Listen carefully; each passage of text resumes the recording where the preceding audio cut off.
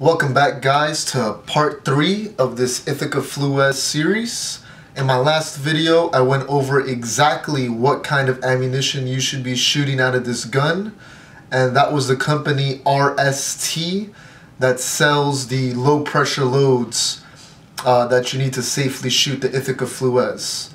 So if you haven't had a chance to check that out, please be sure to do so. It's very important when considering a gun that is made before 1926. So in this video, I'm going to be going over the specs of this 12 gauge Ithaca Flues. Again, this one was made in 1922, and I'm going to start with what was most important to me, and that's the weight of the gun. So you can see, safe gun. Alright, so I really enjoy a light shotgun, especially if I'm going to be using it for the field. And the first thing that you notice when picking up the Ithaca Flues is that it is very lightweight. You can see here, move it around with absolutely no effort whatsoever. Now obviously though, a thing to keep in mind is that the lighter the shotgun, the harder it's gonna kick. But for me, I started shooting shotgun with a single shot H&R partner, and believe me, nothing's gonna kick harder than that, because that gun was really light and it kicked like a mule. So this is something that I just really enjoy in this side-by-side, is its lightweight. I estimate this gun to be a little over maybe 6 pounds, and for a double barrel 12 gauge, that is very light. However, I'm going to throw it out there, because of its lightweight, the way it was designed is one of the main reasons why it can't handle shooting the modern ammo from today. And you especially see this with the 20 gauge version of this gun. The 20 gauge is even lighter than the 12 gauge, and that's actually the model that is more susceptible to getting cracks in the wood and other kinds of damage. So I am really glad that I got the 12 gauge version. The gun shoulders very nicely, and handling it feels very natural, almost effortless. My cheek seems to line up correctly almost every time, and that's very important when shooting shotgun. You really want consistency, and you want it to be very natural, so when I'm lining up, it just comes right up. I know it's a little out of focus, sorry about that, but you can just imagine a head there, but it just comes up, boom. Really nothing to think about. This gun just pretty much moves where you want it to. The balance of the gun is right in the center, which is where the receiver is. So you're not going to find this really too barrel heavy or too stock heavy. Everything is concentrated like right about there. Obviously it's going to tip a little more forward, but that's because there's 2 barrels on the gun. But it feels, again, very well balanced. Opening up the action here, you're going to see that the Flues, I don't know if you'll be able to see it. I hope this stays in focus. Kind of there. See right there, that little thing. You see that it comes with extractors and not ejectors, which is really something that's important for some people more than others. So if you're an ejector kind of shooter, then maybe the Ithaca Flues isn't for you. But it really is personal preference. Some people like the extractors, other people can't live without ejectors. But I say buy what works for you. That's what's most important, what makes you happy. I will admit though, a pair of ejectors on a side-by-side always does look really badass. You can just pop it open and poof, those shells come flying out. But there's nothing wrong with a pair of extractors. Again, it really is personal preference. Like you could see here, see if I can center that, there we go. It is a double trigger, right? The front trigger shooting the right barrel here, right? That makes sense. It's actually kind of reversed in the camera. But yeah, right trigger shoots the, front trigger, I'm sorry, shoots the right barrel, which is a fixed modified choke. And the back trigger there shoots the left barrel, which is a fixed full choke. The barrels measure 28 inches with a solid, you can see there's solid non-raised rib going right down the middle all the way up to just a simple bead sight right there. You know, so that's another little piece of information I think matters to some people. Okay, let's see what else we got. Now, speaking in terms of the fixed chokes, this could actually be a very big deciding factor for many of you.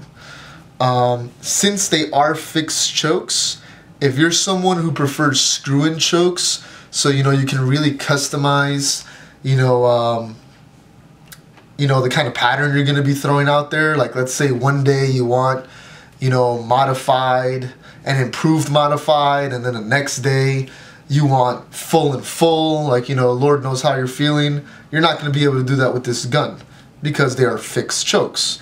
So that's something to think about there. Also, another thing to note, because they're fixed chokes, and this goes for any shotgun with fixed chokes, is that you can't shoot steel shot down these barrels because it's going to damage them. So if you hunt somewhere that requires non-toxic shot, like steel, then you won't be able to use this gun. You know, so I know that applies to, I guess, some duck hunters and goose hunters out there. Also, another thing that I liked about this gun, going back to the double triggers, sorry, and that was that I really did want double triggers on my side-by-side. And it was a big reason for me personally why I bought this gun. You see many of the newer side-by-sides come with single selective triggers. And so what that means is there's usually a barrel selector right over here, and you know, you flip it up and you know, it'll probably shoot the right barrel first, and then it'll shoot the second barrel once you pull the trigger again. Or you flip it down or to the right, however those things work, and it'll shoot the left barrel first, and then once you pull the trigger again, it'll shoot the other barrel. For me, that's not something that I really wanted to fiddle around with. I didn't want to fiddle around with the barrel selector because I just really like the idea of instant choke selection. You know, if I want to shoot the modified, boom, it's right there. If I want to shoot full, boom, it's right there. There really is nothing to think about. It's forward, back, back, forward. You know, I don't have to flip, then shoot, then pull the trigger again. Or even worse, again, in my opinion, are these single non-selective triggers. And these are side-by-sides that it shoots the barrels in the same order every time. You know, so you don't have a choice. You're always going to shoot the right barrel first, whatever choke that may be, and then the left. And for me, that's just something that, you know, I wasn't too comfortable with. Again, that's my opinion. You know, you're free to like whatever you want to like. If you like having single triggers on your side-by-side, and that's totally cool, you know, do what works for you. I have definitely seen people, you know, shoot with barrel selectors with absolutely no issue whatsoever. They seem to prefer it. They like keeping their finger in one place. They don't like, you know, going front then back. Again, it's all a matter of preference. So, you know, go what works for you and what makes you happy. You know, this is your gun, nobody else's. Just another thing to add on to that though, double triggers, in my opinion, do add to the classic look of a gun, which is really cool. Alright, next thing I'm going to go into here is length of pull. So the length of pull is measured from the front trigger all the way straight in the middle of the front trigger all the way to the center of the butt plate. And for the Flues, that measures about 14 inches and a quarter. And then from the back, I'll be honest, I didn't shoot it, but I didn't measure it, but I think the back is gonna be, let's just say that looks like about an inch difference, so maybe it'll be 13 and a quarter, you know. But I think the front trigger is really the more important one. Length of pull is very important, you know, because that's what's gonna determine how the gun fits. You know, if the length of pull is too long, so, you know, then you need a shorter length of pull because your arms may not be able to reach, you know, your cheek may be getting placed back here. If the length of pull is too short, you're gonna be riding the front over here, which, you know, neither is where you wanna be. You know, you wanna be in a comfortable location with the right length of pull. So make sure you have your gun fitted to you. And that's just something that's important with any type of firearm, whether it's shotgun, rifle, you know, because that's proper fit is what's gonna make you accurate and consistent. And with shooting shotgun, again, since you're really pointing this gun, you want everything to feel very natural in terms of, you know, how this gun fits you. Alright, next up, you'll see here that this shotgun has a Splinter For End. Like you see here, very small, very slender forend there. That's called a Splinter For End. And a key thing to note with any shotgun that has a Splinter For End is that you do not shoot it by holding it from the forend. So you're not going to shoot this gun holding it from here. That's not going to happen. You actually place your hand in front of the forend somewhere about there. Again, whatever feels comfortable for you. But you won't be shooting it from here. You're going to be shooting it from here. Like you could see, it puts your lead arm a little too close, or lead hand a little too close to your body, which is gonna make it, you know, weird to shoulder and to swing. It's not gonna feel as natural. You see, its arm's just really constricted here. As soon as you extend it, then this becomes much more smoother on the swing, and you can really feel a difference. So what does this mean then for you, the shooter? Well, it means that after shooting many rounds down this gun, you know, let's say you're shooting clays or driven birds, your hand is gonna need protection. So you're gonna need one of these two products to protect your hand. You're either gonna need a side-by-side shotgun shooting glove or a side-by-side shotgun hand guard, and those actually go around the barrel themselves. You know, it comes right up under here, you know, right where your hands are grabbing from to provide you protection. After searching on the internet, I found that the company that keeps coming up for the best shooting glove is a Gripswell shooting glove. I posted a link to their site in the description for those that are interested. And let's say you're just not comfortable with having something on your hands and you'd rather be right on the barrel. A few companies came up for barrel guards, and Galco just happened to be one of them. I posted a link to their product in the description as well. The range in price for both of these products starts at about $50 and goes up to around $75. If you think there's a more affordable solution that'll work just as well as these two options, then I say go for it. You know, there's no reason why you shouldn't save some money.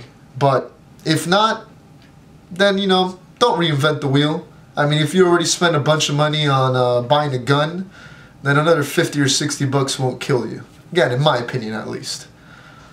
Now remember, this need for hand protection doesn't just apply to the Ithaca Flues. Again, this applies to any side-by-side shotgun that uses a Splinter For End. So if wearing gloves or a handguard or using a handguard, you know, just isn't your cup of tea, then don't buy a shotgun with a Splinter on forend. It's really that simple. Instead, what you'd probably be looking for is a Beavertail forend, which is a little bulkier and bigger. you'll see that, you know, they will come up around here and they'll be noticeably bigger. You put a Splinter For End next to a Beavertail forend, you'll tell the difference right away. And so what those do is that because they're bulkier and bigger, they allow you to grip it, you know, from that forend with no need for hand protection. So, you know, again, it's just personal preference. Some people are going to tell you, though, that, you know, Beavertail forends are really ugly and they have no place on a side-by-side. But for me, again, I said it before, shoot what works for you. Shoot what makes you happy. You know, just always, though, be sure to handle both kinds of guns, so that way you can see, you know, from tactile touch, you know, right there, what works better for you, you know, what feels more natural for your body, and, you know, that's going to be most important for you. Okay, I talked earlier in, I think it was my last video, that this gun is chambered for 2 3/4, but I'll say it again, don't shoot modern 2 3/4 ammo down this gun. Stick to shooting those 2.5-inch RST shells I talked about in part 2 of this video. Of this video series. So you'll see breaking down the gun is really simple. You know, you're just gonna pull. Oops, sorry, started backwards actually. I really like breaking this thing open. It just feels really nice. So yeah, breaking it down is simple. You just pull off the forend here. See if I can get that going. Boom. So first piece is off. Just place that there. Then pull this here, and there you go. Boom. Your gun is safe and it's ready for transport. Okay, if you see here, this is the receiver, and right there, top of it, you can see that's where you're gonna find a serial number for your gun. So you want to make sure this matches the numbers on your barrel and on your forend. I'm going to show you that right now. Here's the barrel right on the bottom. I don't know if you can make it out. Somewhere there, yeah. And so there's serial number on the barrels. And then here on the forend, you see it again. And that F right there, that's the F that tells you that it's a field grade model. So that serial number I showed you, that's what you're going to want to use to help you identify what year your gun is from. I posted a link in the description to a site that helps you identify the year of your Ithaca side by side according to serial number. Hopefully that's helpful for some of you. Okay, that pretty much wraps up the specs of this gun. I don't know what else to tell you. Other than, you know, my opinion, it's really pretty. And it feels good. So I guess I'll get to what I had mentioned before, which was that there is an alternative to the Ithaca Flues. So I'm going to throw this out there for those of you that are still interested in this kind of gun. And the upside to the alternative is that it can handle modern off-the-shelf ammo. And that gun is called the Ithaca N, like Nancy, NID. You know, so while I was doing my research on the Flues, you know, I had mentioned this, I think in my first video, was that the Flues was discontinued in 1926 in favor of the Ithaca NID. And this was due to the fact that the NID could handle the higher pressure loads that are found in modern ammunition. So, you know, that made a big deal right there. Clearly, you know, Ithaca saw that this was the way of the future, and hence why they discontinued the Flues. Now, the NID is said to be a workhorse of a gun. You know, however, it is heavier than the Flues, you know, in order to handle the modern ammunition. It also does come with a Beavertail forend, which does, I guess, add to the weight, but at the same time is going to prevent you from needing any further hand protection because again, with the Beavertail, you'll be able to grip it right from the forend. Keep in mind though, that this gun is much more expensive than the Flues. The NID, I mean. The NID is much more expensive than the Flues, but if you like the convenience of being able to pick up, you know, ammo whenever and wherever the hell you want, and then, you know, just heading to the range, then this could be the better choice for you. Alright, so this concludes part 3 of this Ithaca Flues video series. Like I mentioned in my last video, when I get around to actually shooting the gun, I'm going to post a follow-up video that will let you all know how it shoots and how the RST shells pattern. Alright, thank you for watching a little bit of everything. And remember, no matter what kind of shooting you do, always be safe and always have fun.